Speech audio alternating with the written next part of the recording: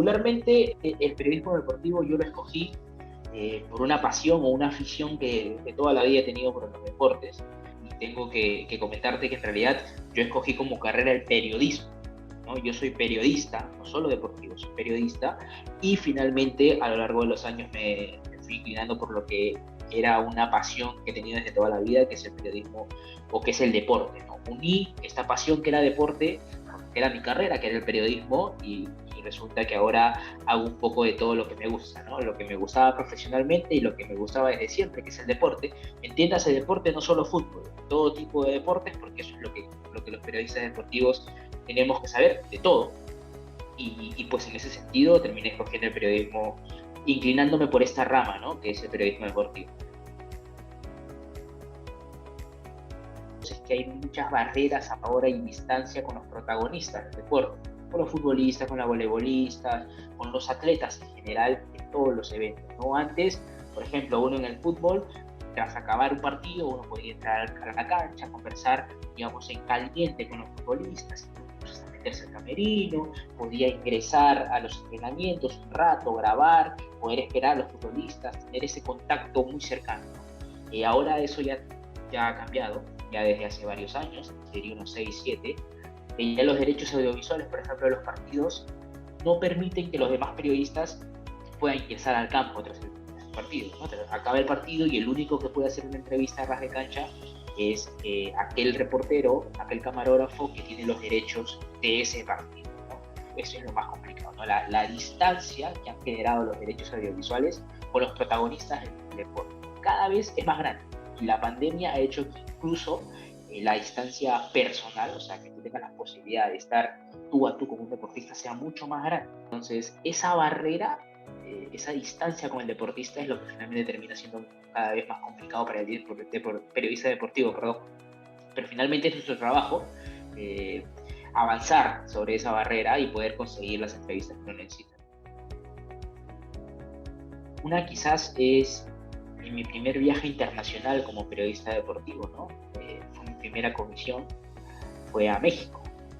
Fue en el 2019, previo a los Juegos Panamericanos de Lima 2019, encendían la antorcha panamericana en Teotihuacán, en México. Y pues viajé para poder transmitir en vivo lo que iba a ser el encendido del Juego Panamericano. Entonces viajé, fui hacia la Ciudad de México, luego hasta Teotihuacán. Fui además con la delegación de los deportistas peruanos que viajaron en aquella época, como por ejemplo Alexandra Grande, que es una de las karatecas más importantes del país. Ella fue también a Teotihuacán, tuve la oportunidad de conversar con ella. Fue una gran comisión, de hecho fue un tema cultural muy importante. Además, se venían los Juegos Panamericanos y cada vez la cobertura aumentaba más, ¿no? De hecho, ser el reportero enviado por el canal por Latina, que incluso iba a transmitir los Juegos Panamericanos, fue realmente muy importante, ¿no? La confianza que se me dio. Entonces, toda esa cobertura, esa situación que uno va conociendo, es muy gratificante, ¿no? De hecho, una de las condiciones, si tú me pides que me quede con solo una, debe ser esa, mi primer viaje internacional.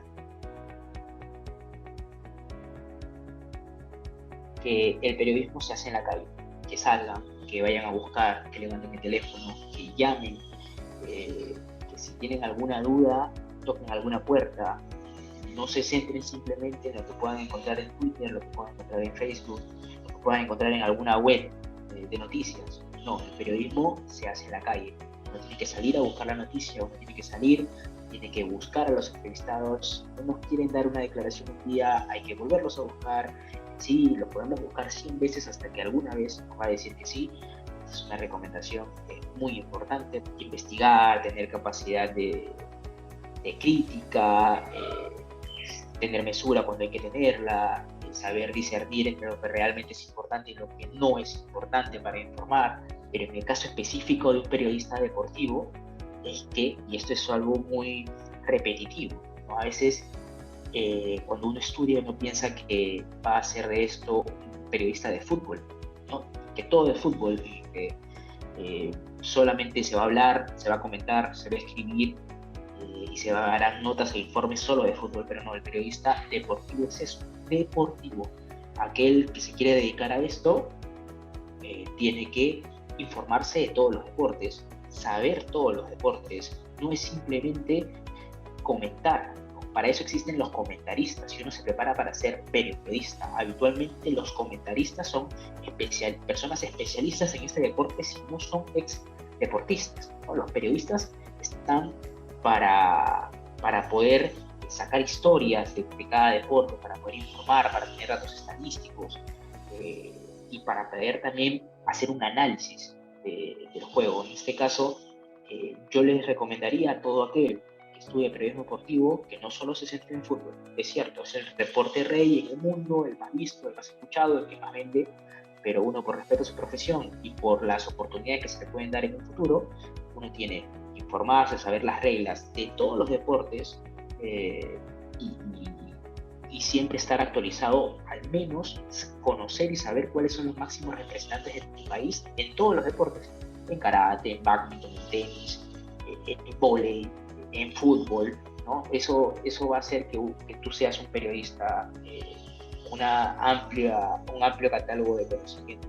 No solo se centren en el fútbol, por favor, porque para eso están los comentaristas, ¿no? Uno es periodista y uno tiene que ir a buscar entrevistas, a buscar historias, a buscar o analizar.